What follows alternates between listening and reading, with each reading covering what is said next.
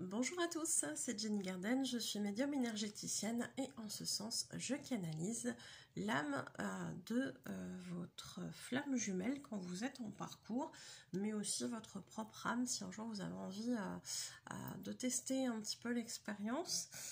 Donc il y a deux méthodes de canalisation que je vous expliquerai si vous prenez contact avec moi. Et vous avez toutes les infos en dessous la vidéo, dans la description pour prendre rendez-vous ou prendre des renseignements pour les canalisations. Donc ici on va, je vais vous transmettre, vous partager le message d'une runeuse pour Satchazer. Donc je les remercie toutes les deux d'avoir accepté la diffusion de ce message pour justement vous aider aussi dans vos propres parcours à faire certaines compréhensions. Éventuellement ça peut arriver parfois en écoutant les messages d'autres personnes. Donc ici on avait trois questions. La première c'est où en es-tu dans ce parcours, dans ton parcours? Alors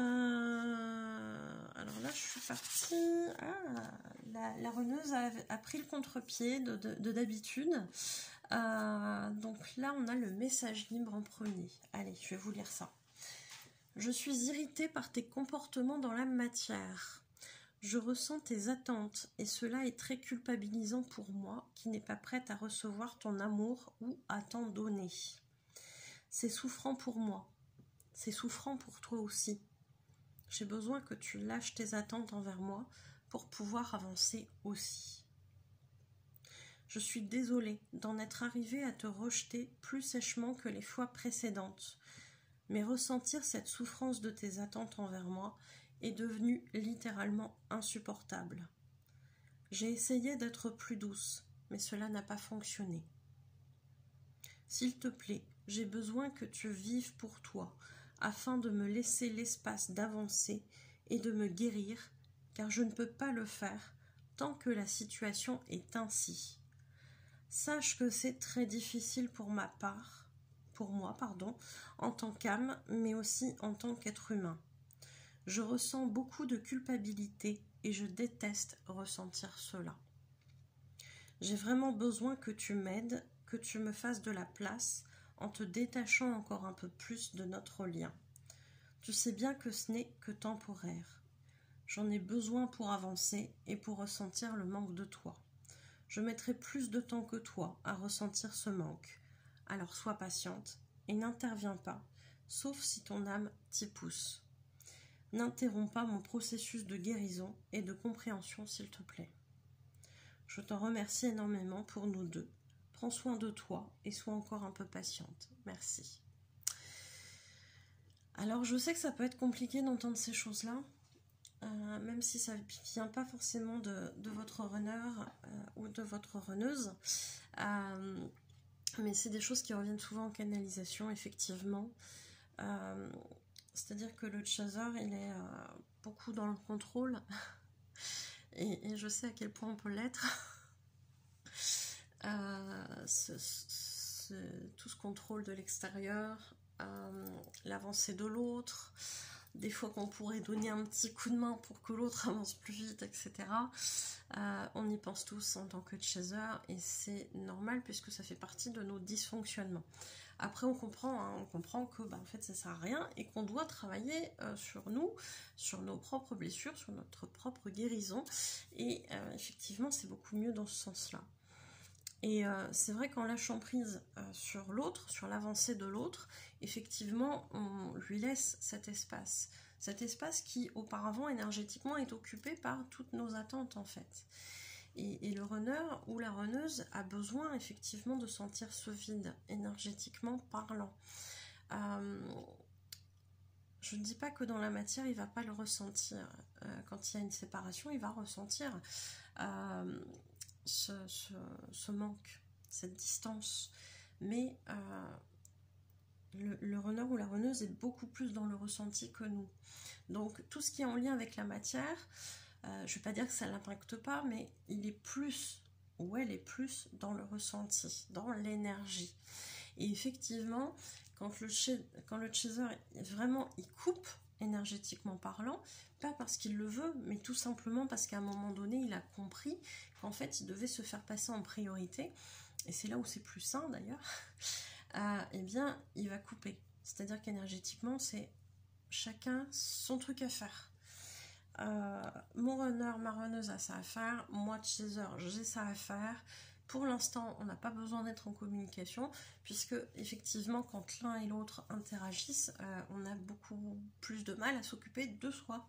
Et pareil pour l'autre. Donc, le but vraiment de cette séparation, c'est d'avancer, de guérir chacun de son côté. Voilà. Et puis si après il doit y avoir réunion, il y aura réunion. Mais ça, vous savez bien mon avis là-dessus. C'est pas forcément dans cette incarnation. On n'est pas tous d'accord, prenez ce qui vous parle, là-dessus il n'y a aucun souci. Donc, effectivement, ça peut être douloureux d'entendre ça, mais on a besoin de s'occuper de soi, d'avancer pour soi, de se détacher de ce lien, ce qui ne veut pas dire le couper, puisqu'on ne peut pas, de se détacher de ce lien pour avancer pour soi, en fait. Donc oui, cette runneuse, elle le dit plus haut, j'ai essayé d'être plus douce, de te faire comprendre que moi j'avais besoin de cet espace dans la matière, mais ça n'a pas été. En ce sens-là, c'est vrai que le chaser, il a tellement besoin de combler quelque chose avec son runner ou sa runneuse que effectivement, c'est les attentes, les besoins du runner ou de la runneuse ne sont pas respectés. Mais en même temps, ils ne sont pas toujours forcément formulés très clairement non plus. Hein. On ne va pas se mentir. Hein. C'est, voilà, je fuis, mais je ne te dis pas de plus m'envoyer de messages, par exemple. Ça peut arriver qu'il y ait ce genre de choses, mais souvent dans les 3/4 du temps, c'est une fuite et ce n'est pas exprimé. D'où les nombreuses questions et interrogations que va poser aussi derrière le chaser, qui a besoin, lui, de comprendre ce qui se passe. Parce que la réaction n'est pas logique. Hein. Donc, il y a les dysfonctionnements des deux, en fait, qui viennent se confronter et qui viennent en fait interagir l'un avec l'autre et qui font que l'un et l'autre finalement ne se sentent pas bien puisqu'on est chacun dans nos dysfonctionnements. Et là, effectivement, cette runneuse a été mise un petit peu au pied du mur, c'est-à-dire qu'elle a voulu faire passer des choses. Alors, est-ce qu'elle l'a bien exprimé? Je sais pas, peut-être. Est-ce qu'elle l'a exprimé par rapport à elle? Pour elle, c'était clair, mais pour cette chaser, ça ne l'était pas. C'est possible aussi. On n'est pas les mêmes. Hein. On ne dit pas forcément les choses comme on devrait, comme devrait les entendre l'autre, etc. Ou l'autre ne comprend pas tout à fait ce qui a été exprimé par le premier. Donc, il peut y avoir des incompréhensions aussi là-dessus en termes de communication déjà, ne serait-ce que ça. Et forcément, ça génère ces dysfonctionnements. Et effectivement, dans la relation, c'est pas simple. Donc, il y a ça aussi. Hein. Donc, j'ai essayé de te dire de manière douce, ou peut-être trop subtile, ou peut-être trop subtile, je ne sais pas comment ça a été exprimé, mais pour la runneuse, visiblement, ça a été exprimé. Pour la chaser, c'était peut-être quelque chose de trop subtil, justement, pour être compris. Donc, c'est ça aussi, hein, les différences de communication, c'est pas forcément évident. Hein. Et du coup, ça n'a pas été respecté. Et donc, c'est souffrant. Et c'est souffrant pour les deux. Donc, la runneuse a été obligée, effectivement, d'aller plus loin et de rejeter sèchement, comme elle le dit, cette chaser qui, effectivement, a trouvé ça aussi derrière très souffrant. Forcément. Donc, c'est vrai que c'est pas évident. Là, ici, elle ressent de la culpabilité. Hein, elle aime pas ça en plus. Oui, parce que tout ce qui vient de l'intérieur, tout ce qui génère des émotions, pour les runners, c'est très très difficile. Donc, il faut se confronter à ça. Du coup, pourquoi tu m'obliges en fait à aller me confronter à des parts de moi que je n'aime pas? C'est aussi ça qu'il y a derrière. Mais ça aussi, c'est le boulot du chaser quelque part. de faire comprendre à son runner ou à sa runneuse que bah, derrière, au fond, il y a ces trucs-là. Va voir ça. On fait chacun travailler l'autre, hein, bien évidemment. Hein. Donc oui, il y a besoin de ce manque en fait. Il y a besoin de ce manque, mais ce manque qui ne doit pas être un manque artificiel, c'est-à-dire provoqué volontairement par le chaser, puisque ça, on sait bien que ça ne fonctionne pas hein, sur les parcours. On veut de l'authenticité. On veut un chaser qui... enfin, on veut... Pour que ça fonctionne bien, effectivement, on doit avoir un chaser qui, quelque part, comprend que il n'est pas le sauveur de son runner, tout comme le runner, il n'est pas le sauveur du chaser non plus, et qui se dit, ok, je ne peux pas faire ça à sa place. Je ne peux pas le guérir à sa place. Je ne peux pas le faire avancer s'il n'a pas envie d'avancer, mon runner. Donc, qu'est-ce que je vais faire? Je vais m'occuper de moi, de mes guérisons, etc., de tout ce que j'ai besoin de travailler, et notamment, hein, ce qui est mentionné ici, aussi la patience. Hein, le fait d'avoir cette compréhension aussi, que sur le parcours, il existe ce qu'on appelle un timing divin, un timing spécial, qui fait que bah, tout arrive en fait en son temps. Et parfois, effectivement, on a envie de guérir des trucs pour être tranquille, et sauf que pour guérir ces trucs-là, on doit d'abord guérir d'autres choses aussi. Et ça, c'est pareil. Le chaser, parfois, il est très impatient de faire certaines choses, et par moment, bah, je dis, bah non, en fait, ça, c'est pas le moment. Là, la priorité, c'est ça, parce que c'est ça qui est en train de remonter. Et peut-être que le fait de gérer ce truc-là qui est en train de remonter va commencer à débloquer le reste. Il y a un ordre, il y a une façon de faire, il y a un processus. On libère les choses qu'on est prêt à libérer quand c'est le moment de le faire. Et parfois, il y a des étapes intermédiaires. Et ça aussi, c'est important que le chaser, à un moment donné, il comprenne aussi ces choses-là.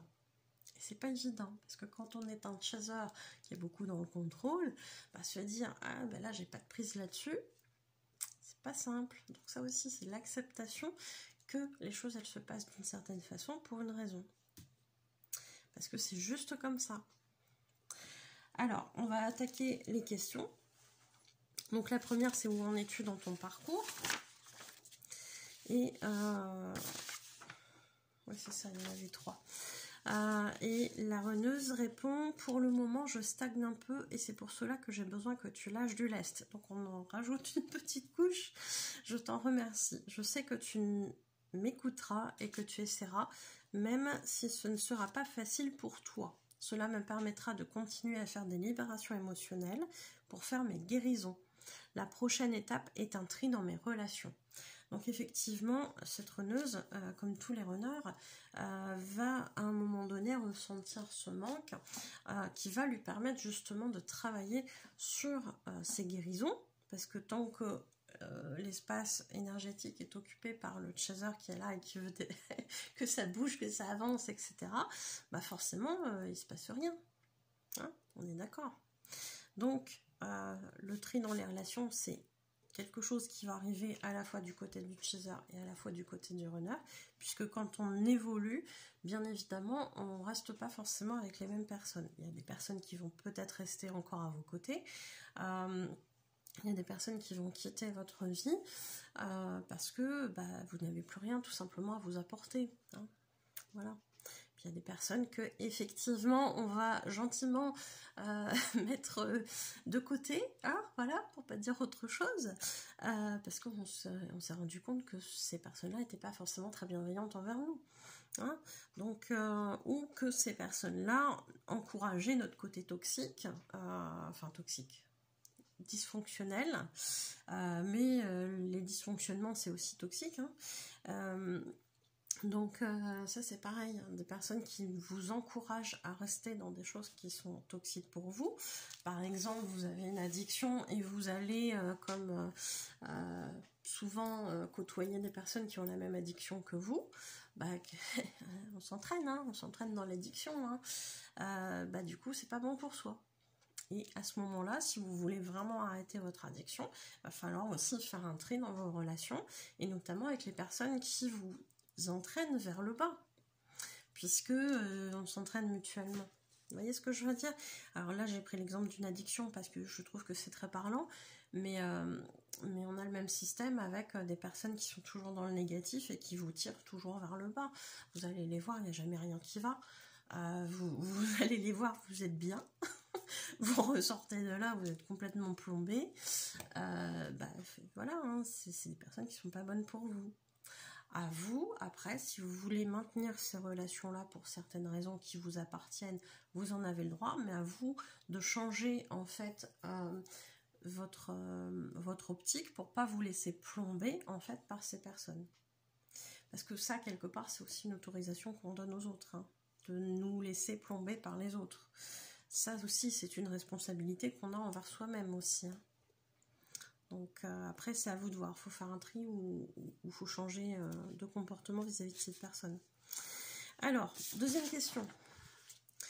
Comment vis-tu mon silence depuis 4 mois? Donc forcément, là, ça fait un peu plus du coup. Je ne sais pas si la situation a bougé depuis.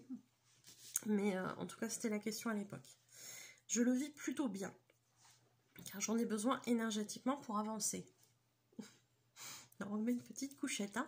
Mais je ressens encore tes attentes et cela m'agace un peu. Ce silence va me faire du bien quand tu auras réellement bien lâché prise, car j'ai besoin du silence pour avancer. Et là, tes attentes sont comme un poste de radio allumé avec le bouton du volume tourné au maximum. Je n'arrive pas à me recentrer, et à faire le point sur ma vie. C'est ainsi que j'évoluerai et que je finirai par revenir vers toi. Donc, on l'entend encore, cette insistance sur le fait de lâcher prise du côté du chaser pour justement me laisser cet espace en tant que runner de déjà me recentrer sur moi. Et effectivement, quand vous êtes dans la méditation et qu'à côté vous avez un voisin qui met le volume à fond avec une musique de rock, de je sais pas quoi, qui est bien bruyante et qui fait peut-être des bam bam bam bam bam bam bam pendant que vous essayez d'écouter ce qu'il y a à l'intérieur de vous, à un moment donné, ça va pas le faire, hein. Je trouve que pour le coup, l'image est très très bien amenée et très parlante. Et en fait, effectivement, les attentes du chaser, elles sont toujours là en toile de fond, presque dans les oreilles ou dans la tête du runner ou de la runneuse. Ce qui fait qu'effectivement, tant qu'il n'y a pas ce silence, il ne peut pas venir à l'intérieur de lui-même ou d'elle-même pour justement aller voir un peu ce qui se passe et faire ses compréhensions, etc. Question 3. As-tu compris que le sabotage de notre relation est en partie dû à tes peurs et aux personnes toxiques qui t'entourent? Alors voici la réponse de l'âme du runner, de la runneuse, pardon. Mon âme le sait, mon mental ne le sait pas et se cache derrière de faux prétextes pour faire ce tri relationnel. Instinctivement, je sais que je dois faire du tri et l'univers m'amène des occasions, des prétextes à ce tri. C'est uniquement ces prétextes que mon mental perçoit, même si à l'intérieur de moi, je sens que c'est juste, cela me libérera. Donc effectivement, l'univers, à un moment donné, va dire au runner, mais ça marche aussi du côté du chaser hein, quand il y a des choses à faire, mais là on parle de la runneuse, quand il y a du tri à faire, quand il y a des questions qu'on se pose sur les personnes, est-ce qu'elles sont bonnes, pas bonnes pour nous, l'univers va vous montrer le vrai visage des gens, va vous montrer que effectivement cette personne elle est bonne ou elle n'est pas bonne pour vous. C'est pas forcément la personne en tant que telle, c'est aussi l'interaction qu'on a avec elle et que cette personne a avec nous. Souvent ce qui se passe dans la vie des runners, mais certains chasers ont fait la même chose aussi dans d'autres contextes, ce qui va se passer c'est que comme le runner il a beaucoup ce côté sacrificiel, il va rester par exemple en couple avec sa tierce parce qu'il y a les enfants. Ok, ça peut s'entendre humainement parlant, ça peut se comprendre même, il y a des chasers qui font la même chose aussi, c'est pas un souci là-dessus, sur ce propos-là, c'est pas un souci. Par contre, ce qui se passe, c'est que la relation du couple, elle n'est pas bonne, puisqu'à un moment donné, on envisage la séparation, c'est qu'a priori, ça se passe pas super bien, on est d'accord. Donc, ce qui va se passer, c'est que effectivement, l'univers va nous montrer de plus en plus on va essayer de s'obstiner dans une relation ou une situation, qu'elle soit amicale, professionnelle, sentimentale, peu importe, eh bien l'univers va nous dire « Ah ouais d'accord, tu restes encore là. » Eh bien on va augmenter le volume, et là on va voir comment ça se passe. Et souvent l'univers a augmenté le volume plusieurs fois, hein, jusqu'à ce qu'à un moment donné ça devienne trop compliqué, trop difficile à gérer, et que ça vienne remuer trop de choses désagréables à l'intérieur de nous. Parce que souvent on se dit « Ah oui, mais ça c'est un petit truc ». On laisse couler, puis on trouve des excuses à l'autre, ça c'est merveilleux, on l'a tous fait aussi, hein, il n'y a pas de souci, mais et voilà, et puis on en remet une couche, et puis une couche, et puis l'univers à un moment donné, crac, tu veux pas entendre que t'es pas bien avec cette personne-là, ou dans cette situation-là, et que c'est pas pour toi, et que c'est pas ton chemin, et que ceci, eh ben tiens, bim. Alors l'univers ne le fait pas pour être méchant avec nous, il le fait pour nous dire c'est pas ça que tu avais choisi en fait au départ, c'est pas ton chemin, qu'est-ce que tu fous à t'obstiner sur un truc qui te rend pas heureux ou heureuse, hein, voilà, c'est pas ça ton chemin. Donc si le runner, la runneuse ou le chaser, parce qu'il y a des chasers aussi qui vivent ça, et moi je l'ai vécu aussi, hein, par rapport à mon travail, quand j'étais voilà, dans la fonction publique, allez voir l'éveil spirituel, la vidéo, je vous la mettrai en haut à droite. Je vous jure que j'ai été loin, j'ai été très loin parce que je me suis obstinée, parce que j'avais des peurs. Et ben là c'est pareil, le runner, la runneuse a des peurs et il veut pas y aller, il veut pas sauter, et ben bim, l'univers va augmenter le volume jusqu'à ce qu'ils comprennent ou ce qu'elles comprennent que il y a des choses à changer.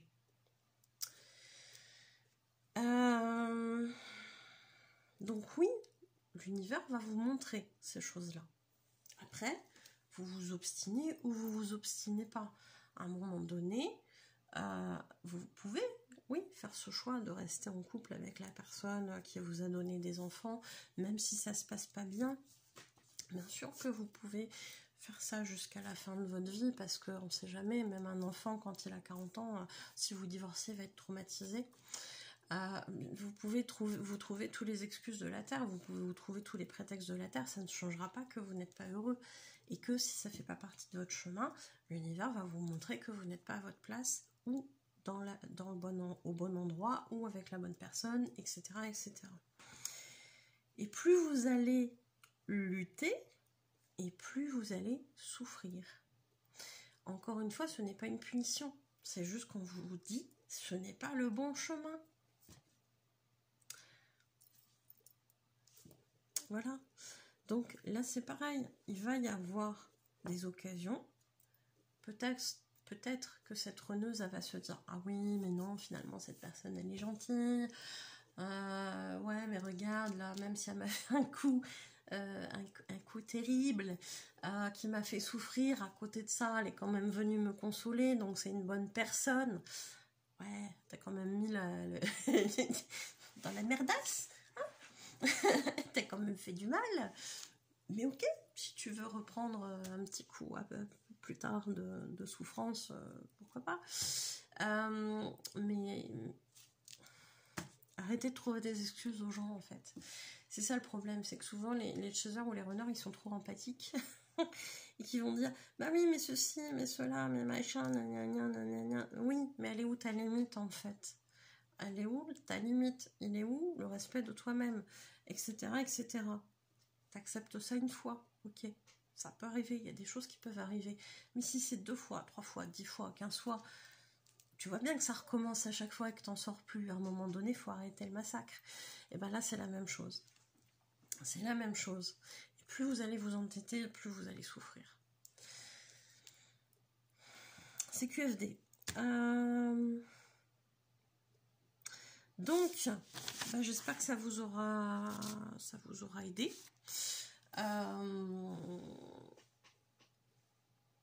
Et puis, bah, n'hésitez pas à faire part justement aussi des petits coups là, de l'univers qui vous dit non, non, t'es pas dans la bonne direction. Ça peut être intéressant d'avoir des témoignages comme ça. Mettez-les en commentaire. Ça peut être intéressant aussi s'il y a d'autres choses qui vous parlent dans le message. Bah, mettez-les aussi pour partager. Et puis peut-être pour échanger aussi entre vous, puisque c'est là pour ça, y compris sur le groupe. Sur Facebook, vous avez d'ailleurs le lien dans certaines vidéos, peut-être pas celle-ci, je sais plus. Donc n'hésitez pas à aller voir. Et puis bah, je vous remercie pour votre écoute et je vous souhaite une belle journée ou une belle soirée. Je vous dis à bientôt. Prenez soin de vous.